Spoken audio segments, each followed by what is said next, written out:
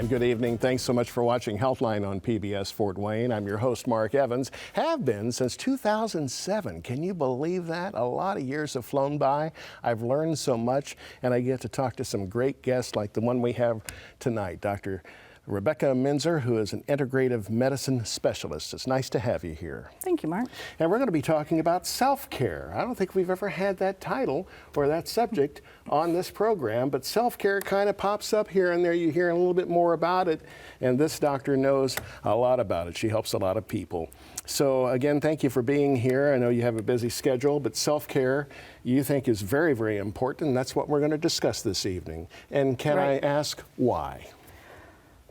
Because it is, in integrative medicine, we're really dealing with what we call the 4 pillars of health, or the foundational pillars of lifestyle medicine, and that is nutrition, exercise, sleep, and stress management. And all of those are things that you have control over in your life, that you can make significant changes in your health, but those all require self-care.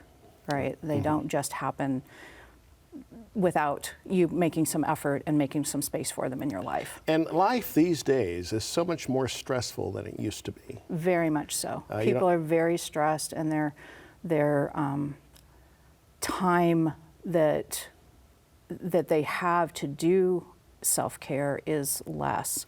We are doing so much more for ourselves, and we're caregiving others.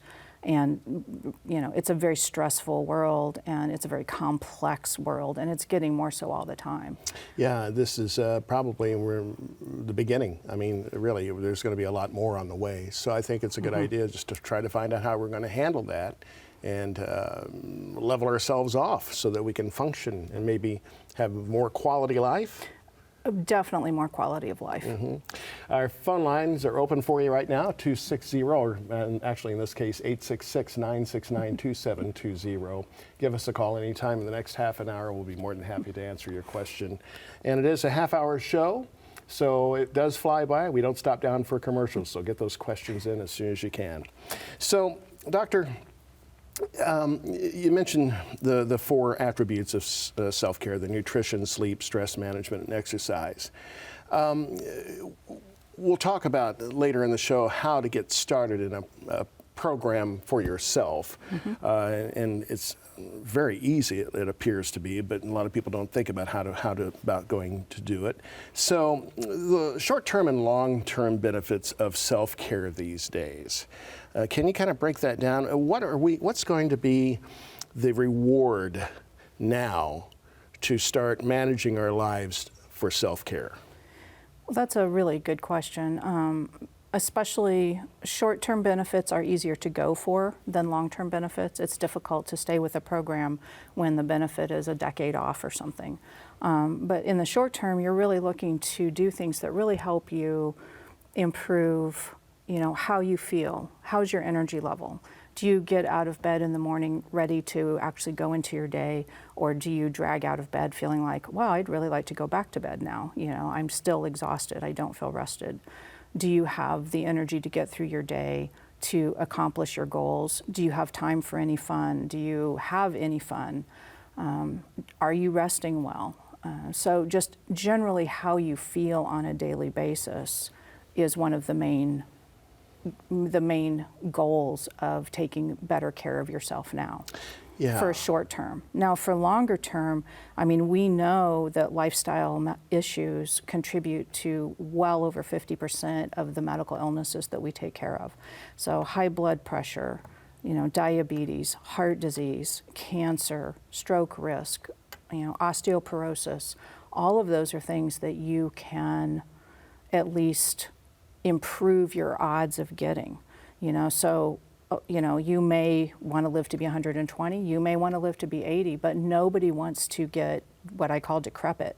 Nobody wants to be unable to play with their grandkids or go on a trip or whatever they want to do as they move through their life. So part of that long-term benefit that's kind of nebulous but is important is are you setting yourself up to be able to continue to do the things that you enjoy in life? Now, you mentioned, in fact, you are an integrative medicine specialist. And before we get more into this conversation, I think it would also help our audience understand how you get involved in this. So what, in your position, do you do? What is an integrative medicine specialist? We are looking at the issues that people have when they come into our clinic from a lifestyle perspective, from how can we figure out where the problem points are, and how can we help you make changes that will help you feel better. We don't use a lot of medications. We consider primary care physicians as our partners in people's care. So if people need medications, we tend to have those be managed by their primary care physician. I see. So we're really trying to help them work on things that a lot of primary care doctors are talking to people about, but it takes a lot of support to make major nutritional changes or to make these major changes in your life. The key word, integrative. Integrate various practices, Yes. various people, all of the above? Yes, different therapies. We do prescribe some supplements sometimes. We prescribe nutritional support. Sometimes we prescribe therapies that are a little bit different than other, like acupuncture or massage therapy, counseling. So we try to look at a broader scope of what can help people achieve their goals as well. Okay. We have a call coming in. Looks like Stan has a question for you. Stan, go ahead. You're on the air with Dr. Rebecca Minser this evening. Yes, thank you, Dr. Minser. You mentioned the 4 pillars, with nutrition being one of the important ones. How do you specifically work with your patients when you're educating or counseling them in their nutritional profile? Do you start with a base of tests to kind of establish where they are? If you could kind of speak to how you work with a patient and in that specific area, I would appreciate it. Thank And you, the second Stan. question, are you still doing acupuncture? Oh, Thank you. I am not doing acupuncture right now, no, but thank you for that. And the nutrition question, of course, that is like the most probably complex thing that we deal with is nutrition. There is so much nutritional information out there, and there is so much nutritional misinformation out there. And so if you go to Google and you try to figure out what you maybe should be eating, it's a minefield. And so one of the things we do is we have people fill out a week-long nutrition diary, not from a perspective of change what you're doing, like it's like just let's see what your baseline is, and then we have a nutrition team that we have people have a one-on-one with. We also have a group that we have people go to as well for just baseline nutritional information. And I think one thing, no matter what kind of silo that you see for nutrition, one thing that most people agree on is that a whole foods, as little processed food as possible approach is probably the best. Some of the other stuff, you're kind of changing macros, right? Are you keto? Are you vegan? Are you this? Are you that? What are you leaving out? But if most of the food that you're eating is whole foods, and that means you have to really get the unprepared food and cook something. So anything pretty much in a box or a package is considered processed. Mm-hmm. If you're eating, 80% of your diet whole foods and you can get that processed food down to 10 to 20%, that's a huge benefit. More and more data is coming out that highly processed and ultra processed foods are really bad for our health. yes. We hear more and So more that's about kind those. of where we start. Okay, very good. And you just break it down and figure out what this person really needs. Any type of testing, maybe blood testing to find out what blood levels are, or anything of that nature, is that necessary sometimes? Yes, we often do nutrient baselines, at least for some of the bigger nutrients, and especially if people have really poor diets and aren't taking any kind of nutritional supplementation. Very interesting. Just to kind of get a sense of really what people's status is and what we may need to supplement while you're working on nutrition. Now, in the green room, that's a fancy name for basically our kitchen in the back where we talk about things before the show. But Dr. Minser was painting a picture of her typical patient. Of course, you treat men and women. Mm-hmm. But You said it leans a little more on the women's side as far as the population of your patient base Yes. in treating. Now, why is that? I don't really know, but a lot of women are really focused on and interested in their health, and they tend to come to physicians more than men. And men tend to, I think, power through things a little bit more, and so maybe that's part of it. I don't really know. That's certainly not 100%. That's a broad generalization. Well, is it the role that many women play, or the role that they have to play, being a mother, a wife, taking care of people? Also, many women, for the most part, I can guarantee you, are working maybe at least a part-time job, if not a full-time job. Yeah, that's sometimes true. a couple of part-time jobs. So the women, do they need a little bit more support because of that? Because they're pretty much the main pillar of a household as far as the needs of their family members. I think that's absolutely true, because I am seeing every day, I see women in my practice who are really struggling under that burden, which is really why like self-care is important, because often people who are caregivers of, whether it's men or women or caregivers tend to not have themselves on their list. If they're on their list at all, they're on the bottom. Oh, I'll do whatever when I get done with 86 things. More often than not, it's not even a thought. Yeah, and in fact, it's family dynamics have changed so much. I mean, if you compare the 50s to what they are now, I mean, they're just totally blown up. Yes.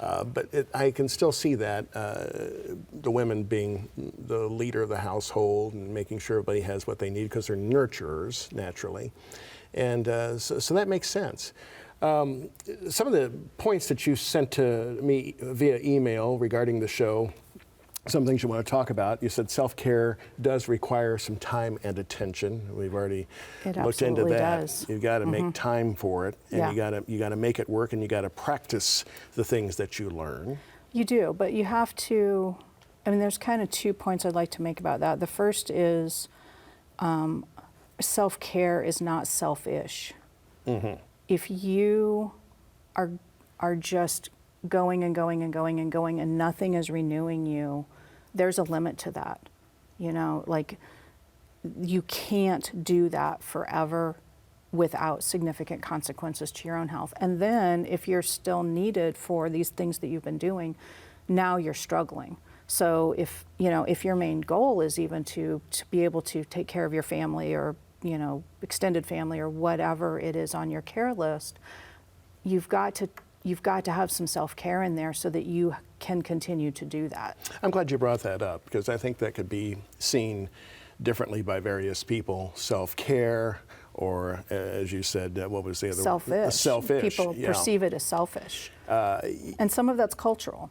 Well, yeah, that makes sense. But as you mentioned, you still have to take care of yourself to give yourself to others. Yes.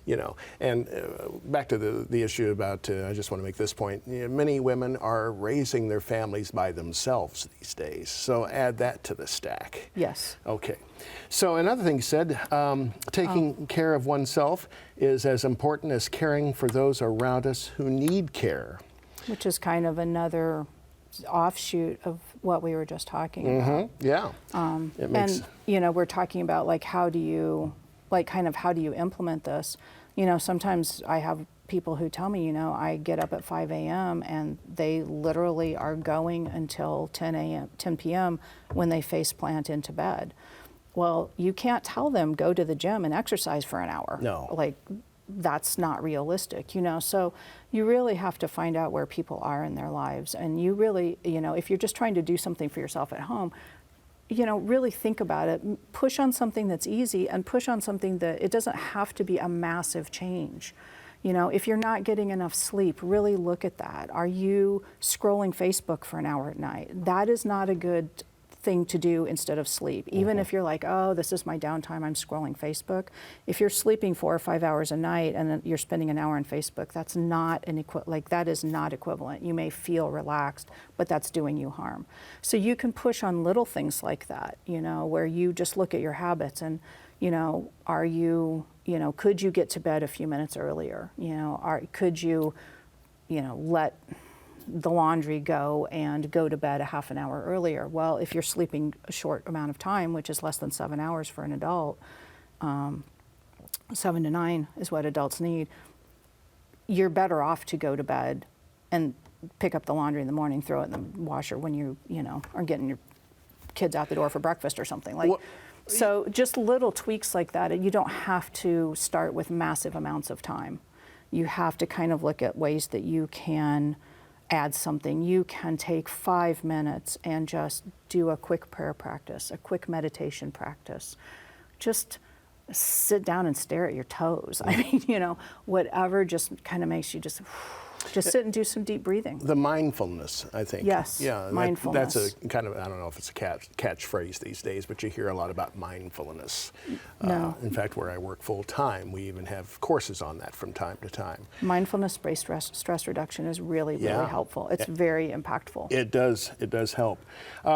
Caring for oneself allows us to continue caring for others. You have to have some gas in your tank. You just touched on that as well. You got to get your rest. By the way, are they still saying that to get the best sleep, you have to sleep those 6 to 8 hours straight through? I mean, it's not good to take a 4-hour night sleep break and then maybe take a couple-hour nap during the day if you have a moment. I know a little bit's better than none, but does that work?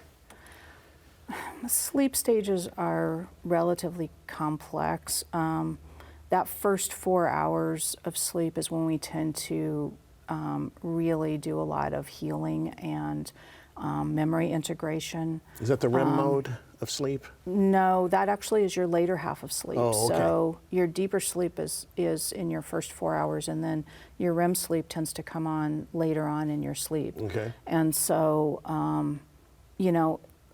giving up one or the other, that's problematic. Sleeping in the middle of the day is not, I don't know what your sleep cycles are like that. On the other hand, if you, getting 4 hours at night, and if you can sleep 2 hours in the afternoon, that's much better than getting 4 hours at night and that's it. Very few people can sleep short like that. That actually is a genetic trait. Most adults need 7 to 9 hours to really be fully rested. I'm there. And kids need up to 10, and we are overscheduling our kids, and teenagers are not getting the sleep they need. Their school schedule starts too early, and they're overcommitted. So this is starting in a really young age where our culture sees sleep as an endless bank of time from which we can withdraw from no consequences, and that's not true.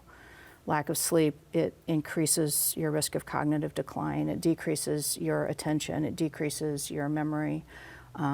It increases your risk of high blood pressure and weight gain and insulin resistance. And sleep is really one of the major keys. It's a big key. And it's probably one of the easiest things to push on, because a lot of people are kind of wasting time around bedtime for whatever reason, that they can grab an extra 30 minutes, 45 minutes, hour, whatever.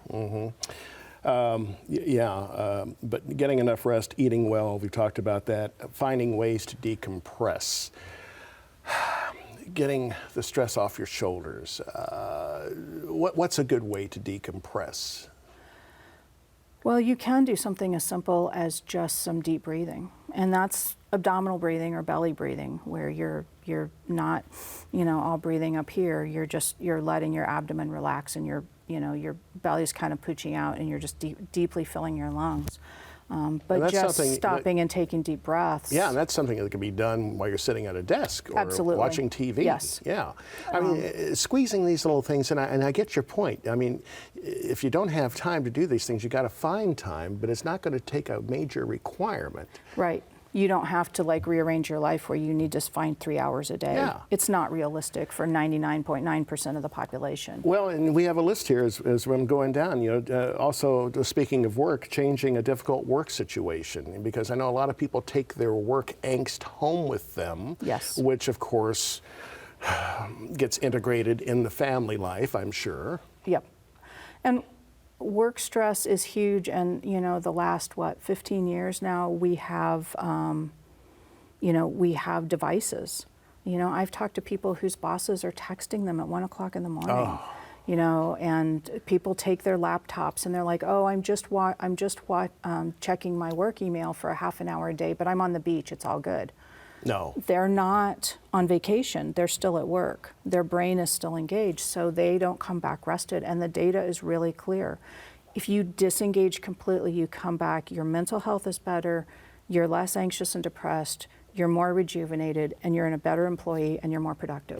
Yes. So you do better to disengage, and 40% of Americans leave PTO on the table every year. Yeah, isn't that that something? they don't take. They need to take it, and it's there. You're getting paid for it. I'm an advocate of that. That's Yes. what it's there for.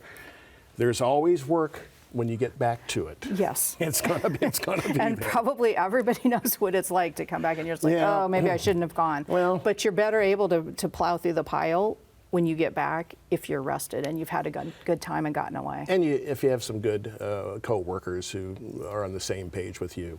Hey, we have another call coming in. In fact, it's from Leslie. And Leslie, go ahead and ask your question for Dr. Minser. Oh, okay. Leslie wanted us to go ahead and just read the question. That's perfectly fine. Can eating bananas improve a person's mood? Well, I don't know know. chocolate does that for me. But I really don't know about that. I have to be honest.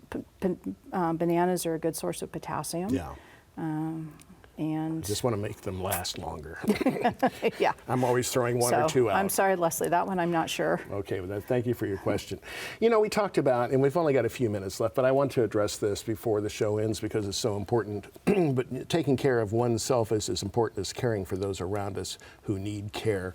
And I have something from the AARP that I just found today. As a matter of fact, it was a 2023 report, found that 40% of all caregivers cite the emotional stress of juggling caregiving and working as their biggest challenge. Mm-hmm. So that's what they have to balance, the working and the caregiving.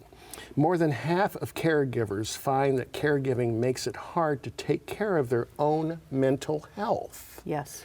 Yes, and I've seen that within my own family. How is that something? How could you address that issue? What do you need to do? That is a very challenging problem. And, so many people, and more people every year, are caregivers because just because of the way our society is structured. And we tend to be, many people that I talk to are caregiving for people who are not in their home, so they've got travel time as well. Mm-hmm. And so that adds another layer. The caree's needs tend to really supplant the carer's needs. And so as people get deeper and deeper into that, they have a harder and harder time doing anything really for themselves except surviving. Yeah, and that, boy, some of that depends on other resources. Some of it depends on a willingness. Sometimes there are resources available and people are unwilling to get them, partly sometimes because the person being cared for is like, I don't want someone I don't know in my home. Mm-hmm. I don't want this, I don't want that. But those times when another person is caring for their loved one gives them an opportunity to do something for themselves, whether that's just relax and go to church or relax or read a book for 10 minutes or actually go to the grocery store. Caregivers need some respite. Mm-hmm. And so that's a conversation people who are caregiving have to have with the person they're caring for, is sometimes those other resources do exist and they're not being utilized. But that's a complicated conversation, mm-hmm. And it's sometimes often one or two people in a family are doing all the caregiving and there are others in the family that are nearby. And, right. We have situations, in fact, Indiana has a program now, it goes through Medicaid, that you can actually basically hire a family member or a friend to live with you yes. and give you care. But my gosh, I'm sure it doesn't pay all that much. be rewarding, I'm sure, especially toward the end and so forth, and helping that person live a better quality life. But if you are living with that individual, taking constant care, you have to come up with a plan that you have respite, that you have a chance to break away and get away. Yeah, because people can be, 24-hour care. And there are people who are really honestly 24-hour care living at home with one person. Yeah. And you want to avoid and prevent caretaker burnout. yes, and that's a huge problem. Yeah, and we need to talk about that some other time when we have That more would time. be, that could be its own. Yeah, let's do that. That's a very we'll make a complex date. topic. We'll set that up, and we'll definitely get into that one of these days very soon. Well, that's a wrap, as they're telling me. It was quick. I told you it was going to fly by. That did fly by. And you are an excellent guest, and thank you very much for being here, Dr. Minser. Thank you very much for having me. Very important topic, absolutely. Thank you for watching. Thank you for your phone calls. See you next Tuesday. Until then, good night, good health.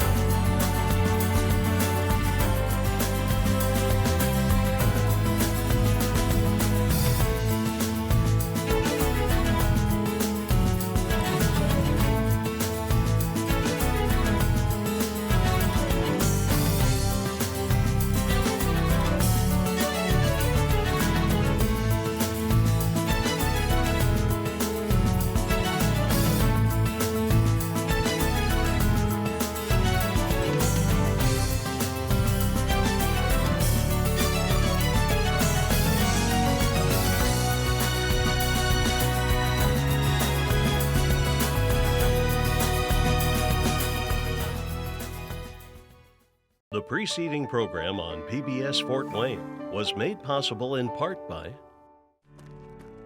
Momentum, progress, innovation. Parkview Health knows standing still isn't an option. We must learn, grow, excel, and actively work to advance healthcare for our community and beyond.